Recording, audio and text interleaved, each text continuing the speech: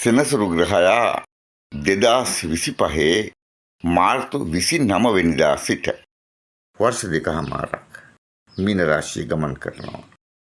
මෙම කාලය මේෂ ලග්නය හිමිව උපන් අයට ඉතාමත්ම තීරණාත්මක කාලයක් වෙනවා.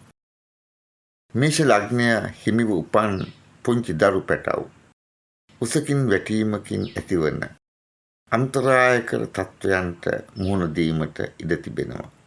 හිස තුවාල වීමකට, හිසේ තැලීම් පිලීම් ඇතිවීම් වලට, නාසයෙන් මුඛයෙන් රුධිරය බැහැර වන තරමේ අනතුරු වලට මුහුණ දීමට ඉඩ තිබෙන නිසා දෙමාපිය වැඩිහිටි අවධානය නිරන්තරයෙන් අවශ්‍ය වෙනවා.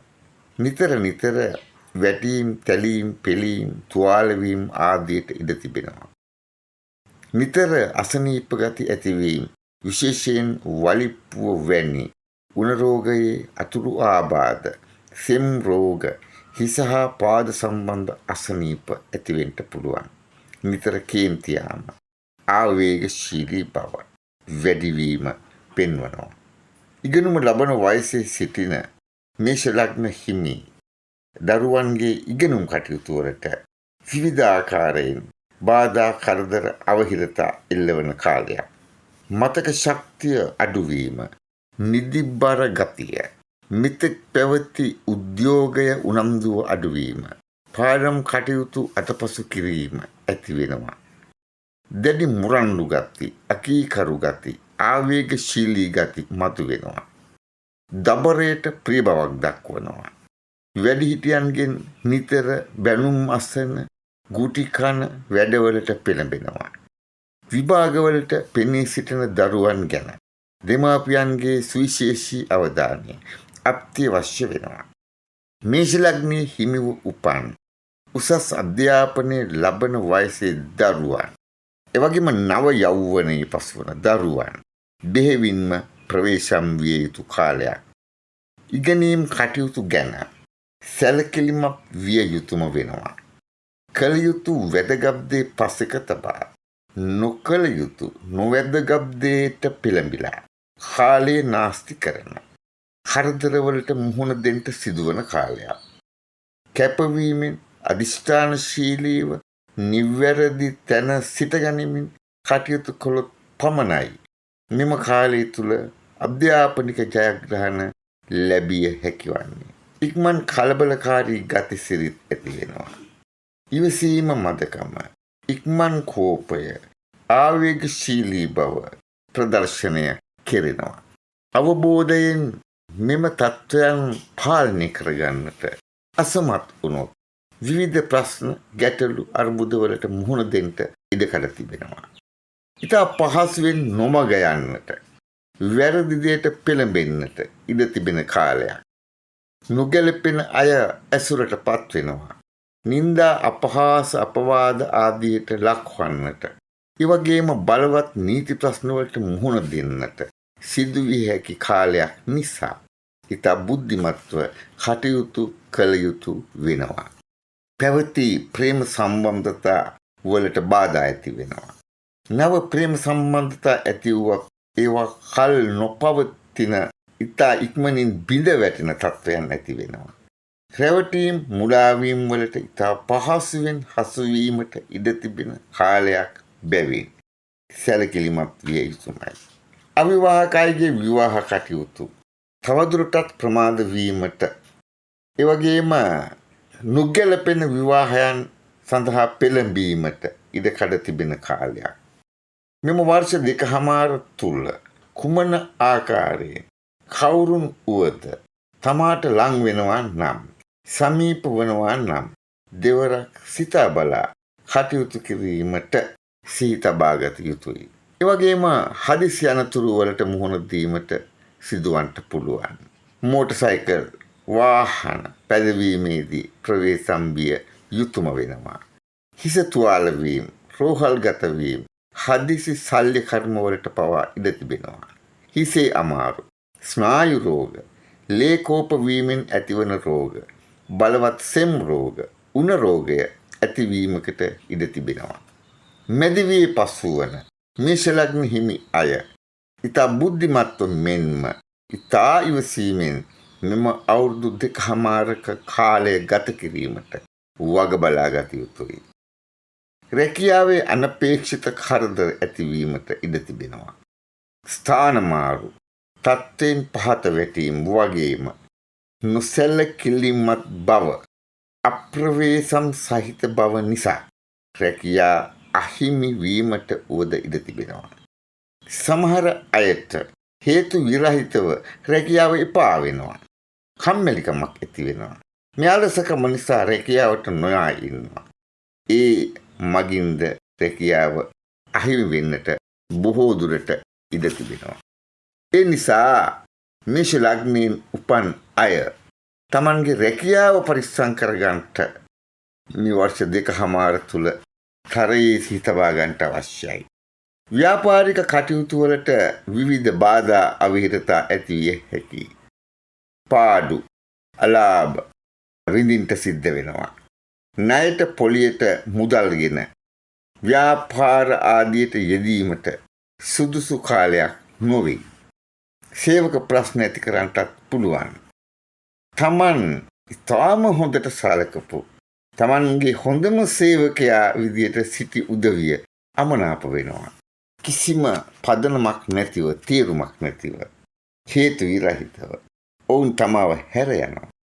සමහර විට සතුරුකම් කිරීමට පවා පෙළඹෙන්න පුළුවන්. මේ තත්ත්වයන් සිහි තබාගෙන බුද්ධිමත්ව ඉවසීමෙන් කටයුතු කිරීමෙන් මේ අවාසි අවම කරගන්නට පුළුවන් වෙනවා. විවාහ ජීවිතය ගැන සැලකිලිමත් විය යුතුයි. පවුලේ අසමගි, වාද විවාද බහුල කාලයක්, සුළු ප්‍රශ්න, අනවශ්‍ය ලෙස දුරදිග යාම පවුල කැඩී බිඳී විසිරී යාමක් දක්වා දිව යන්නට පුළුවන්. එවැනි තත්ත්වයකින් විවාහය කෙලවර වෙන්නට ඉඩ තිබෙනවා. ඒ නිසා පවුලේ කටයුතු වලදී ඉතා හොඳ සංයමයකින් වගේම උපරිම ඉවසීමකින් කටයුතු කළ යුතු වෙනවා. කාමාශාව අධික වන කාලයක් නිසා අනවශ්‍ය ප්‍රශ්න ඇතිවීමට ඉඩ තිබෙනවා. නින්දා, අපහාස, අපවාද ලබන, එවැගේම Tamanගේ හොඳ නමට කැළල් ඇති වෙන තත්ත්වයක් බව, කාලයක් බව සිහි තබා ගත යුතුයි. විවිධ ආකාරයේ නීති ප්‍රශ්න, නඩු හබ ආදියට ඉඩ තිබෙනවා. සතුරු කරදර බහුල වන කාලයක්. ස්නායු රෝග, රුධිර රෝග, මුත්‍රා අමාරු, හදවත් ආබාධ ඇති වෙනවා. හදිසි අනතුරු වලින් ප්‍රවේශම් වීමට වග බලාගත යුතුයි. දේපල උරුම හිමිකම් සම්බන්ධ ගැටලු ප්‍රශ්න ඇති කරන කාලයක්. සොරබිය, ගිනිබිය ඇතිවිය හැකියි. පවුලේ සමීප වැඩිහිටියෙකුට බලවත් ගැටලු ඇති කරන කාලයක් නිසා Tamanගේ සමීප වැඩිහිටියන්ගේ සෞඛ්‍යය ගැන නිරන්තර අවධානය අවශ්‍යම වෙනවා. පුදුමාකාර මානසික පීඩනයකින් ගෙවන්නට සිදුවෙන වර්ෂ 2කමාර. සිදුවන, පෙනෙන, ඇසෙන සෑම දෙයක්ම සිතට අසහනය දනවන, සිතට පීඩා ගෙන දෙන දේවල් වෙනවා. මේ තත්ත්වය ඉවසීම සහ නිසි අවබෝධය තුලින් පාලනය කරගන්නට පුළුවන්. දැඩි ආර්ථික දුෂ්කරතාවන්ට මුහුණ දීමට සිදුවන කාලයක්. බලවත් ධන හානි, රැවටීම්, මුලාවීම් වලට හසුවීම, සොරබිය ආදී නිසා ඇතිවන ධන හානි මෙම කාලය තුල අපේක්ෂා කළ හැකි නිෂ්ඵල අධික වියදම් සිදු වෙනවා. බොහෝ වෙලාවට ණය වීමට පවා සිදු වෙනවා. ඔබේ ජන්ම පත්‍රයේ 1 සහ 12 කොටුවල සඳු තැන්පත් වී තිබේ නම් සෙනසුරු ජන්ම ඒරාෂ්ටකයක්. ඒ වගේම සඳු 5-6 කොටුවල තැන්පත් වී තිබේ නම් සෙනසුරු ජන්ම අෂ්ටම ඒරාෂ්ටකයක් නිර්මාණය වෙනවා. මෙම ඒරාෂ්ටකවලට මුහුණ දීමට සිදුවන මේෂ ලග්න හිමිකරුවන්ට මෙම වර්ෂ 2කමාර අතිශයින්ම පීඩාකාරී වීමට ඉඩ තිබෙන නිසා මේ අය නොවරදවාම පවුලේ ජ්‍යොතිර්වේදියා හමු වී ජන්මපත්‍රය පරීක්ෂා කරවා නිසි දැනුවත් බවක් ඇති කර ගැනීමට අවශ්‍යයි. මෙවැනි ඒරාෂ්ටක තත්ත්වයක් ගෙවන මේෂ ලග්න හිමියා අවදානම් සහිත සැක සහිත කිසිදු කටයුත්තකට සම්බන්ධ නොවිය යුතුයි මෙම කාලය තුළ. විශාල මුදල් ආයෝජන නොකළ යුතුයි. හවුලේ කරන කටයුතු වලින් ඉවත් විය යුතුයි. එවැනි කටයුතු ඉතාම ප්‍රවේශමෙන් කළ යුතුයි. තැන්පත් ධනය වියදම් කිරීම ගැන දෙවරක් සිතා බැලිය යුතුයි. ගේදොර ඉඩකඩම් විකිණීම හෝ උගස් තැබීම, ණයට පොලියට මුදල් දීම ගැනීම සපුරාම නොකළ යුතු වෙනවා. ලොකු ප්‍රශ්නවල පැටලෙන්න පුළුවන්කම තිබෙන නිසා. ඒ වගේම පොරොන්දු පත්‍ර, ඇප, ගිවිසුම් අත්සන් කිරීම ඉතා අවදානම් වෙන්න පුළුවන්. ගැටුම් ආරවුල් වලට මැදි නොවී ගැටුම් ආරවුල් ඇති නොවන පරිදි කටයුතු කිරීමට තරයේ වග බලාගත යුතුයි. තමන් අදහන ආගමට අනුව සුචරිතවත්ව ධාර්මිකව ජීවිතය පවත්වාගෙන යාම මෙම අවුරුදු 2.5 ඇතිවන්නා වූ අහිතකර අපල තත්වයන් සමනය කර ගැනීමට උපකාරී වෙනවා. ඒ වගේම කෝපයෙන්, ද්වේෂයෙන්, වෛරයෙන් මිදීම, පරිගැනීමෙන් මිදීම, පිරිසිදු ලෙස සිත නිවැරදි තැන තබා ගැනීම, නිවැරදි මගෙහි ගමන් කිරීම අපල තත්වයන්ගෙන් මිදී සිටීමට උපකාරී වෙනවා. මෙම අපල කාලය තුල ජීවිතය ඉතා සරලව, සැහැල්ලුව පවත්වාගෙන යාමට වග බලාගත යුතුයි. බෝධි පූජා පැවැත්වීම, ඒ වගේම බෝධි වෘක්ෂය ආශ්‍රය කිරීම, රාත්‍රී කාලයේ ගිතෙල් පහන් ආලෝකයේ තුල සිටීම, ගිතෙල් මිශ්‍ර කිරිපිඩු නුග පත්‍ර මත තබා කපුටන් සඳහා අලුයම් කාලයේ දන් පිණිස දීම, විෂ්ණු ක්‍රාන්තිය ශාකය රෝපණය කොටගෙන නිතර දැකීම ඇසුරු කිරීම, මෙවැනි කරුණු සෙනසුරු ඒරාෂ්ටක කාලයේ විශේෂයෙන් මේ මේෂ ලග්න හිමියන්ගේ ජන්ම හෝ ජන්ම අෂ්ටමේ රාෂ්ටක තත්ත්වයන් තිබෙනවා නම් ඒ අයට ඉතාම උපකාරී වෙනවා මේ අපල තත්ත්වයන් අඩු කරගන්නට. ධාර්මිකව ජීවත් වීම අපට උගන්වන පාඩම මේ සෙනසුරු. මේ අපල කියලා කියන්නේ අපේ පෙර භවවල අප අතින් සිදු වූ යම් අහිතකර කටයුතු වලට අපට ලැබෙන දඬුවම් විදියටනේ අපි සලකන්නේ. ඒ නිසා ඒ තත්ත්වයන් අවබෝධ කරගෙන ජීවිතය යහපත් පාරට, යහපත් මාවතට යොමු කරගන්න කියන එක තමයි මේ සෙනසුරු මේ කාලයේදී අපට දෙන පණිවිඩය.